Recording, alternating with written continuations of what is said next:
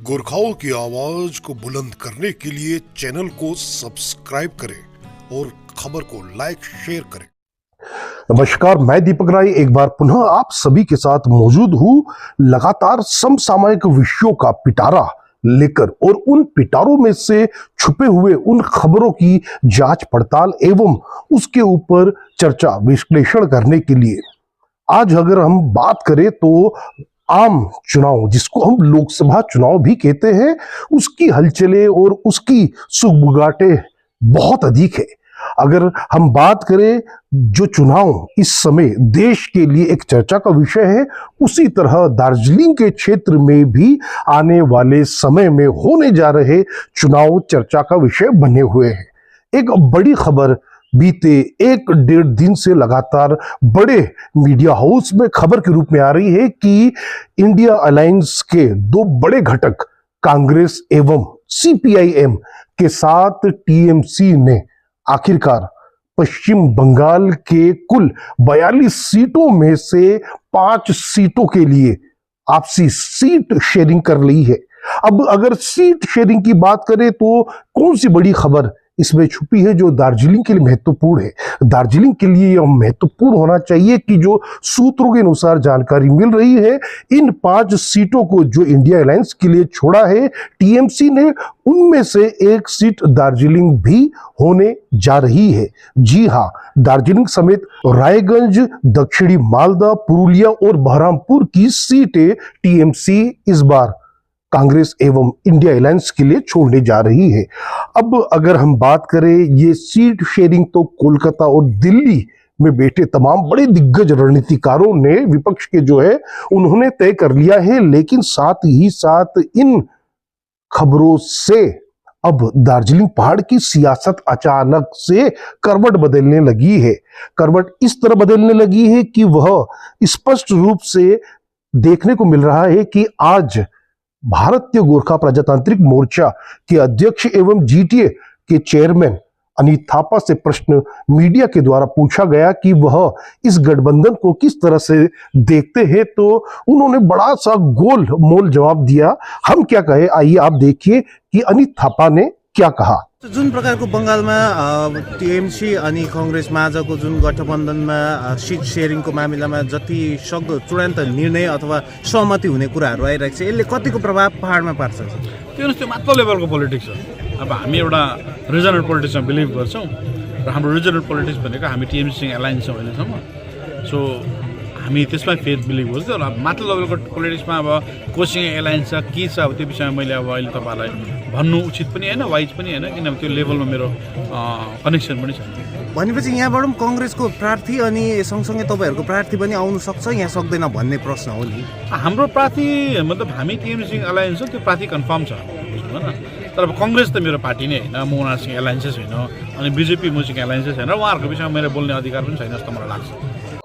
आपने खुद देखा कि अनित थापा जिस तरह से यह अभी भी कह रहे हैं, लगातार कह रहे हैं कि उनका अलायंस या उनका गठजोड़ अभी इस समय तृणमूल कांग्रेस के साथ है। यह तो सिंपल और बहुत सीधा साधा सा एक बात कहे कि अगर टीएमसी ने यह सीट बीजीपीएम के लिए छोड़ी होती तो वाकई अनित थापा अपने स्टैंड पे अगर बने भी रहते तो उनकी बातों पे वजन रहता। लेकिन टीएमसी ने यह सीट अपनी समझ के बीजीपीएम यानी भारतीय गोरखा प्रजातांत्रिक मोर्चा का नहीं, टीएमसी ने अपना सीट समझ के यह लगभग अंतिम दौरों पे है कि वह लगातार अब प्रयास कर रही है कि यह कांग्रेस को दिया जाए। वैसे भी एक टेढ़ी खीर रही है यह सीट, जहां से लगातार भारतीय जनता पार्टी पिछले 3 चुनावों में जीतती आई है। अब अगर हम बात करें कि इन तमाम विश्लेषणों से दूर यदि आने वाले समय में एक क्षेत्रीय दल के रूप में भारतीय गोरखा प्रजातांत्रिक मोर्चा के पास क्या विकल्प बचता है।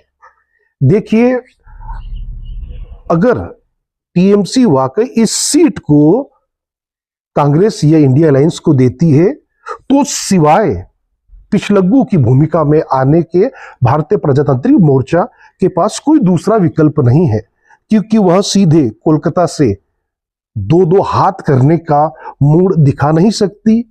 बहुत सारे ऐसी भी चीजें हैं जिसको वह लगातार आगे भविष्य को देख रहे हैं। कोलकाता में बैठी तृणमूल कांग्रेस की हैसियत वाकई आज के दिन में ऐसी है कि यदि वह अनित थापा को केवल एक फोन के माध्यम से कह दे कि यह सीट हमने कांग्रेस या इंडिया अलायंस को दे दिया, तो निश्चय ही उनको यानी अनित थापा एवं भारतीय गोरखा प्रजातांत्रिक मोर्चा को पीछे खड़ा होना पड़ेगा जिस भी पार्टी को यहां से टिकट दिया जाता है।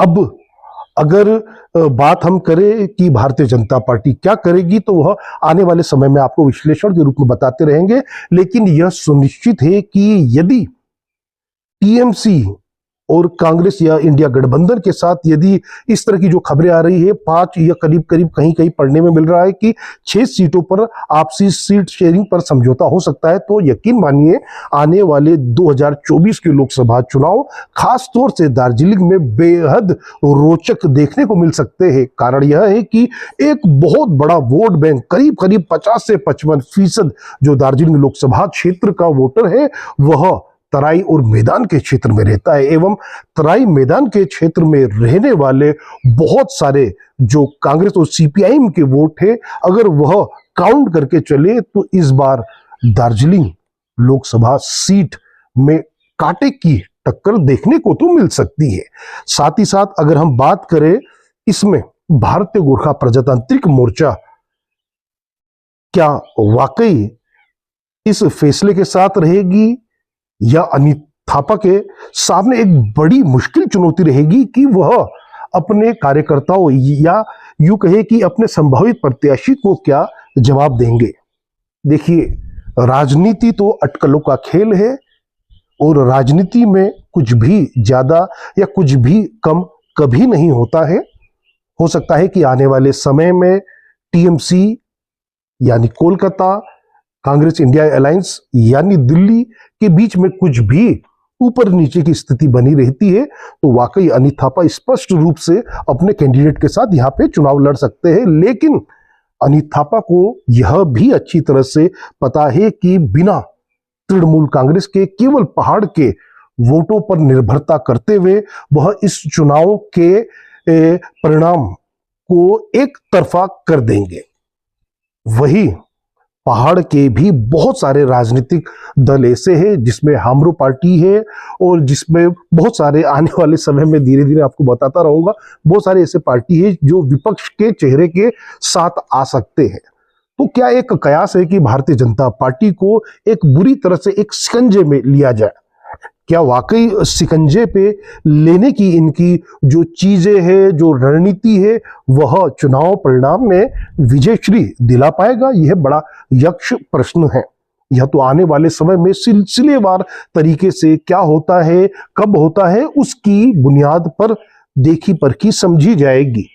वही अगर हम बात करें एक ऐसे विषय की जिस पर शायद दार्जिलिंग समेत पूरी राष्ट्रीय मीडिया कहीं ना कहीं नजरअंदाज कर रही है इस बिंदु को, वह बिंदु यह है कि यदि ऐसा होता है कि भारतीय जनता पार्टी से मुकाबला करने के लिए टीएमसी ने यह सीट इंडिया अलायंस को छोड़ दी है, तो क्या इंडिया अलायंस में शामिल सीपीआईएम कांग्रेस से गुहार करते हुए इस सीट पर अपने प्रत्याशी की मांग करें?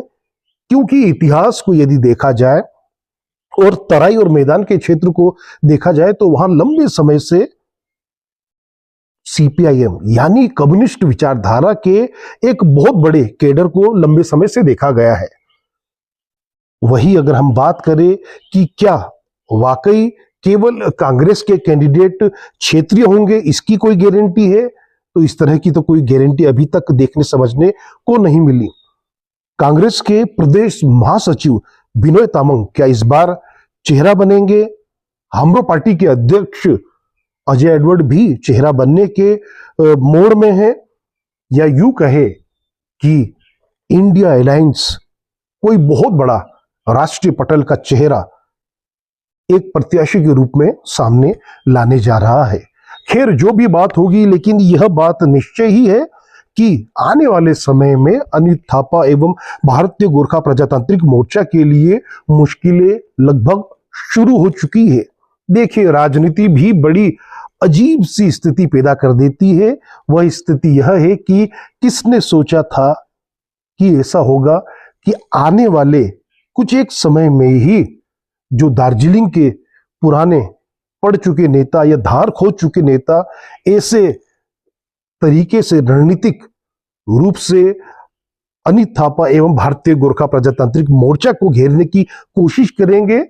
साथ ही साथ अगर भाजपा को इसमें छोड़ दिया जाए तो यह बिल्कुल सही बात रहेगी, क्योंकि भारतीय जनता पार्टी को किसी भी तरह से घेरने की यहां पे कोशिशें नहीं दिखती। ये दो टूक है। भारतीय गोरखा प्रजातांत्रिक मोर्चा को एवं अनित थापा को किस तरह से घेरा जाए उसके हिसाब से रणनीति बन रही है, और उस हिसाब से अनित थापा को यह बताया जाए कि इस क्षेत्र में दबदबा उन तमाम दिग्गज लोगों का है जो पुराने पड़ चुके हैं, जिनको कहीं ना कहीं बहुत बड़ा डेंट अनित थापा की पार्टी और अनित थापा के द्वारा समय समय पर दिया गया है। इसी तरह की लगातार तमाम खबरों पर विश्लेषण दीपक राय लगातार करता रहेगा। मेरा स्वास्थ्य खराब होने के बावजूद एक सी जो घटनाक्रम है उस पर तत्काल अपना टिप्पणी या रिएक्शन देना चाहता था, इसलिए आपके साथ आया। जो पहली बार इस चैनल पर आए हैं, कृपया इस चैनल की खबरों को देखकर अगर उनको अच्छा लगता है तो इसी तरह की खबरें पाने के लिए चैनल को सब्सक्राइब करें, खबरों को लाइक शेयर भी करें। जय हिंद, जय गोरखा।